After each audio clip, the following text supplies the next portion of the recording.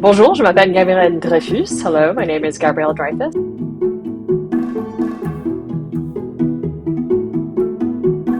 Now is the time for leaders to lead and to move from intentions to action and impact.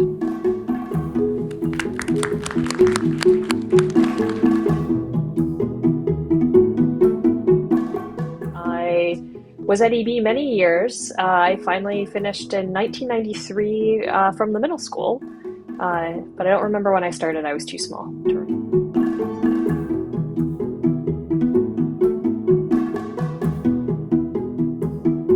Having the French connection was really important to my career development when I was thinking about continuing in the sciences after finishing my undergraduate degree.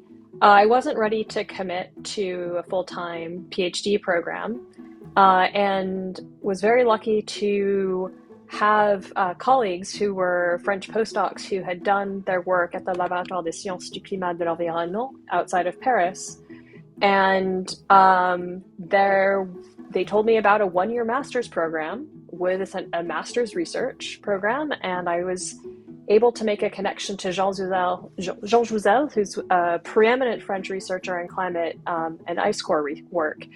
And having the facility with French, now in science it's very common.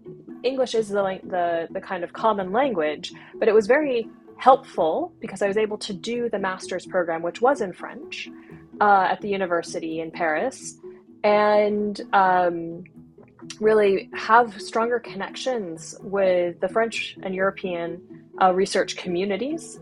And that also has continued to serve me well as I've gone from climate science to climate policy, where I was working for several years in the US government, and now I work in the NGO space very much internationally, where it's not just France, but a lot of Francophone countries that are very involved. And being able to speak French really does open many doors.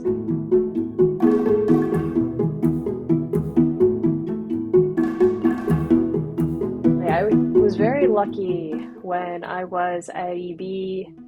I'm thinking probably it was from maybe the second grade, third grade. Michael Rossman was the science teacher.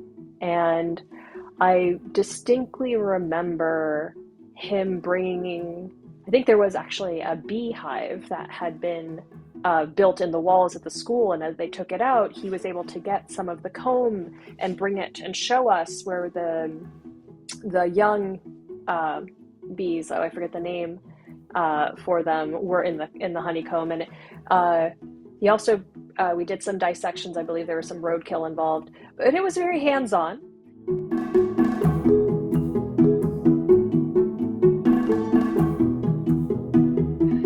I've had some really incredible experiences because I went into the earth sciences and, exploring our world. I know a lot of people are excited about other planets. We are on a planet.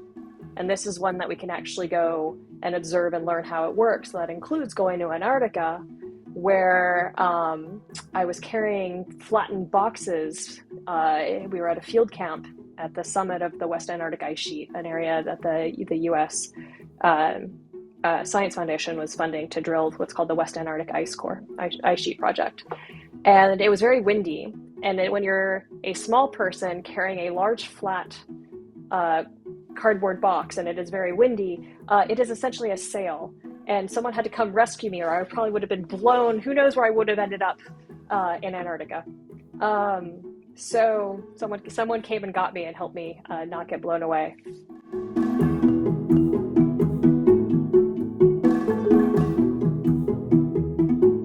Building civic awareness. I teach a course at Georgetown, and the students have a project where they actually go to the Hill. They walk down the street to the U.S. Capitol and knock on their representative doors and say, hey, this is an issue I care about. What are you doing about it?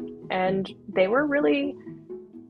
found it extremely rewarding. They had no idea how accessible it was. Now we're in DC, but we still have representative government. And for young people, I know it's hard because voting ages are such.